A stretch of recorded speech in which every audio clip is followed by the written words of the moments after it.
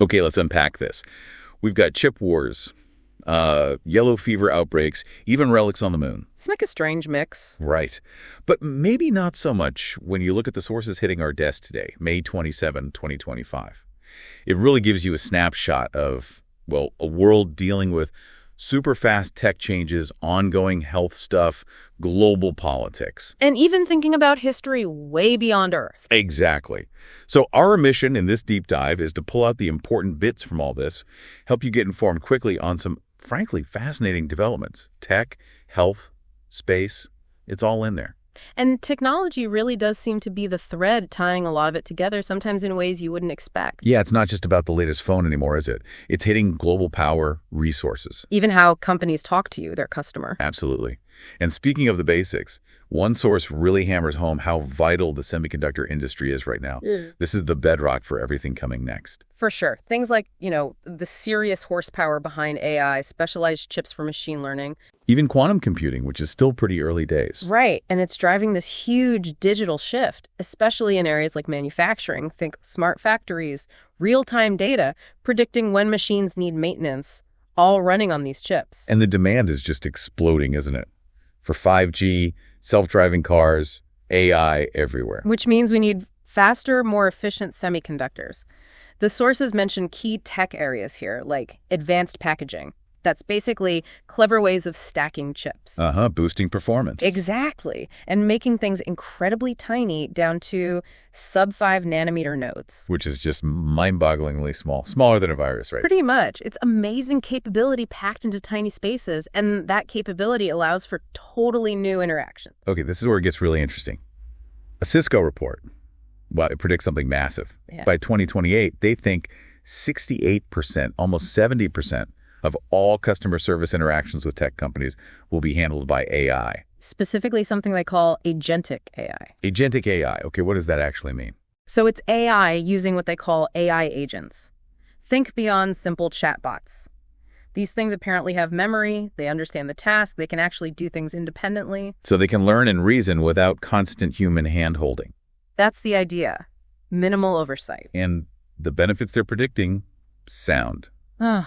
Well, huge. 93% of the business folks they surveyed see it leading to more personalized, proactive service. Predictive even. And 88% think it'll help their own companies run better, more efficient IT, better security, faster projects, getting more value from tech. Cisco's own chief customer experience officer mentioned it could help eliminate common frustrations, like network problems, iron out those pain points. But is it all AI? What about people? That's the other side of the coin. The source is clear. Customers still really value human connection. 89% said you need both AI efficiency and human touch. And almost everyone, 96%, said human relationships are vital when dealing with B2B tech partners. So maybe it's more AI assisting humans. Could be. Letting people handle the complex stuff, the relationship building. But there's a warning too, right? Oh, yeah. Yeah. A big one. Companies that mess this up, deploy it badly, insecurely, unethically, could face serious backlash.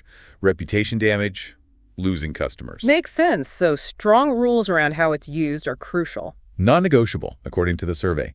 99% said tech partners must show they're using it responsibly. Okay. So tech enables all this efficiency, but it comes at a cost, a physical one. Right. Let's shift from digital interactions to physical resources. One article had this really provocative line, quoting a former World Bank VP saying, "The wars of the next century will be about water." Which traditionally we've linked to climate change, population growth, maybe bad management. Yeah, but this source throws in a new accelerant. Modern technology's incredible thirst. You mean data centers? Exactly. Powering the cloud, training AI, running crypto, all that stuff. They need massive amounts of water, mostly just for cooling. Keeps the servers from melting down. Graphically. And the numbers are, yeah, they're pretty staggering. U.S. data centers use something like 626 billion liters in 2021. Billion? Wow. And it's projected to shoot up. Get this. Training one big AI model can use as much water as making hundreds of cars. That puts it in perspective, and this isn't some far-off future problem. Nope. It's causing friction now. The source points to places like the American Southwest, already water-stressed, where tech giants are competing with farmers and towns for the same water. And protests in Europe, too, you said, over data centers in drought areas. Yeah. And in parts of Africa and Asia, this added pressure could be really destabilizing. It changes the nature of water conflict, too, doesn't it? From local disputes to potentially transnational corporate competition. Exactly. Much harder to manage through traditional diplomacy. And the policies we have just aren't keeping pace with how fast tech is growing. Especially when the UN already predicts a 40% gap between freshwater demand and sustainable supply by 2030. Climate change makes that worse. And this tech thirst, according to this source, could be the tipping point towards instability. Ooh, okay, so resources, customer interaction. Let's pivot again to global power, the chip wars. Right. One source really dives into how geopolitics is shaking up the semiconductor world. For ages, it was stable. West designs, East Asia builds. Mostly Taiwan for the really cutting-edge stuff. Yeah, but now national security worries are splitting that system. You're getting two competing ecosystems, U.S.-led and China-led. And this isn't just for tech nerds anymore. It's crucial. The race for AI makes chips the key battleground. They're strategic assets now. So the U.S. is tightening export controls, trying to slow China's progress on the most advanced stuff. And China's reaction. A massive, well-funded push for self-sufficiency. They're closing the tech gaps surprisingly fast, the source says, even in really complex gear. Which creates ripples for investment, right? Opportunities may be in rising Chinese chip firms. But also risks for Western companies losing sales in China, which is a huge market, like a third of their sales, and facing more competition. And the U.S. isn't just playing defense. They're pouring billions into building factories at home. Companies like Intel, Texas Instruments. The whole GPS Act thing. Bringing manufacturing back, reshoring, even the tools needed to make the chips. And it's not just the U.S. and China. Europe, the Middle East, India, they're all trying to build up their own capabilities too. It's a tricky balancing act for them, trying not to upset either of the big players. This whole split affects more than just chips too. Robotics, quantum computing, AI hardware. It's shifting R&D priorities everywhere. Yeah, the source suggests tracking things like patents. Apparently, China's way ahead in robotics patents and where venture capital is flowing. That shows you where governments are pushing. This is seen as a decade-long trend, this split. And just a quick side note from that source on the U.S. economy. The House passed a budget proposal that might increase deficits. Yeah, raising some concerns about U.S. debt, especially after Moody's did that downgrade recently. The Senate will likely change it, but the direction worried the source a bit, maybe impacting the dollar's safe status or even raising recession odds slightly. Okay, so strategic tech, resource costs. Now let's hit the daily digital battlefront. Cybersecurity. We saw a report on pen testing. Penetration testing, yeah. Basically, ethical hacking to find weak spots before the bad guys do. Right, and the picture is messy. Companies are buying more security tools. The average is like 75 different ones now. 75? Wow. But breaches are still common. 67% of U.S. firms got breached in the last 2 years. So more tools help a bit fewer breaches if you have over 100 tools compared to under 50, but it's clearly not a perfect solution. No silver bullet. And the downside is alert fatigue. Imagine managing 75 tools. You get around 2,000 alerts a week. 2,000? How do you even sort through that? Exactly. Over 3,000 if you have more than 100 tools. Prioritizing becomes almost impossible, which is why finding the real holes is key. And that's where automated pen testing is becoming more accepted. Yeah, people used to worry it would break things, but trust is growing. Over half of companies use it now. And 50% of CISOs, the security chiefs, say it's their main way to find exploitable gaps. Interesting. And who else is influencing security decisions? Get this. Cyber insurance companies. 59% of CISOs put in a security tool they weren't planning on just because their insurer wanted them to. Huh. So insurers aren't just pricing risk, they're telling companies how to reduce it to get coverage. Pretty much. Yeah. But confidence in government help, that's low. Oh. Only 14% felt the government supports them well. 22% said they can't rely on them at all. And the actual threats are still relentless, right? Oh, yeah. A weekly summary from early May showed the usual stuff. FBI warnings on old routers, tons of phones on outdated OS versions, critical software bugs getting patched. Like flaws allowing remote attacks or crashing systems. Then phishing scams trying to steal bank details, targeting execs, crypto users. Yeah. It's constant. Plus, ransomware's still climbing. Specific gangs are named, like Quillen being very active, and even links found between malware and state-sponsored spying. Yeah, the daily victim count online stayed high. And one investigation highlighted something really nasty: fake loan apps. Fake loan apps. How does that work? They advertise heavily on big platforms like Facebook and Google, lure people in with fake apps or websites, steal their data, and then extort them. So they prey on people needing money. It shows how social engineering and abusing legit platforms are key tactics. Exactly, especially in places with lots of mobile phone use and economic hardship. Interestingly, another source mentioned Yucatan in Mexico is supposedly a leader in cybersecurity in Latin America, maybe showing some regions are fighting back hard. Okay, let's shift gears completely now, away from digital threats to a very physical one: yellow fever. Yeah, a source from the Pan American Health Organization, PAHO, flagged this. The risk is still high in the Americas because human cases keep popping up. Wasn't it mostly in the Amazon?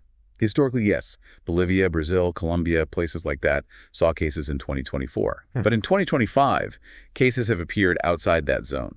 There's São Paulo State in Brazil, parts of Colombia, near big cities. And that's dangerous because if the jungle version gets into urban mosquito populations. Exactly. Risk of big outbreaks goes way up.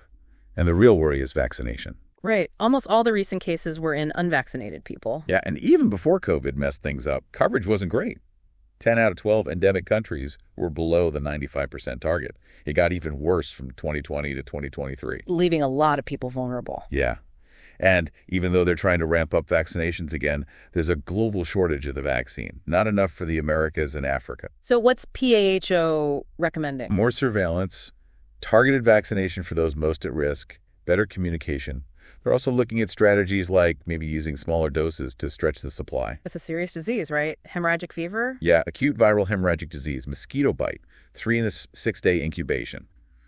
Most recover, but about 15% get severe symptoms, high fever, organ damage, jaundice, that's the yellow part, and it can be fatal. A stark reminder of ongoing public health challenges. Okay, now for something completely different. Let's go off-world, space archaeology. Space archaeology, saving cosmic history. Yeah, a BBC source covered this. It's a new field looking at artifacts and space launch sites, stuff on Mars, things left on the moon. So not just space junk.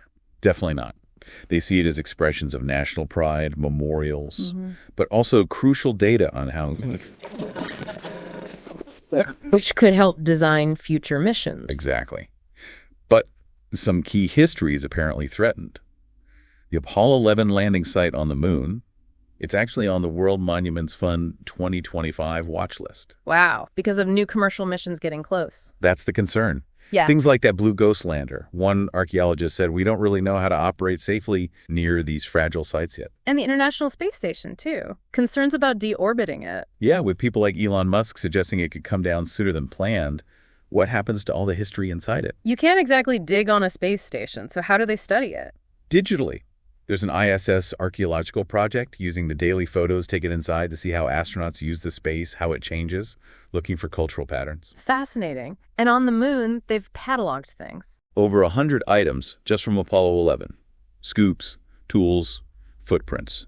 And one really amazing find confirmed. The Apollo 11 crew left medals there belonging to Soviet cosmonauts Komarov and Gagarin. Really? Medals from Soviet cosmonauts? Yeah. Given to the U.S. astronauts by the cosmonauts' widows during the Cold War.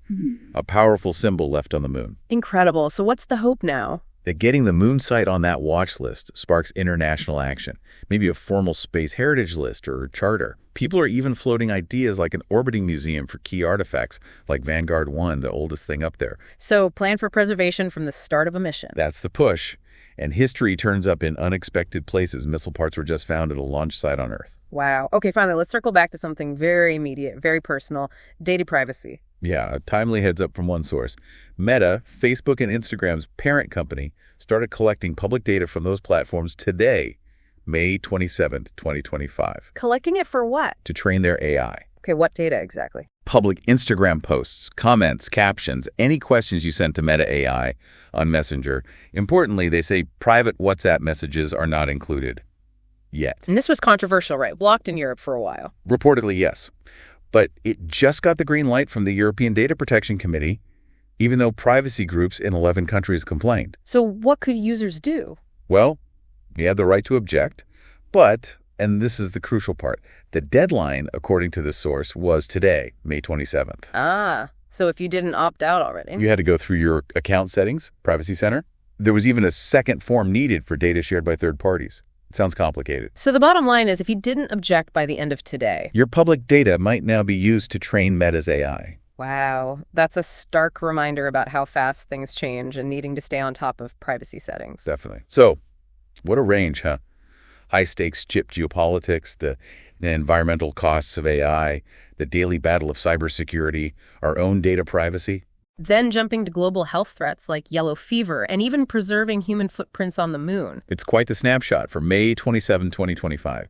It really shows how technology is this double-edged sword driving progress but creating huge new challenges. And how interconnected everything is. Global events, resource limits.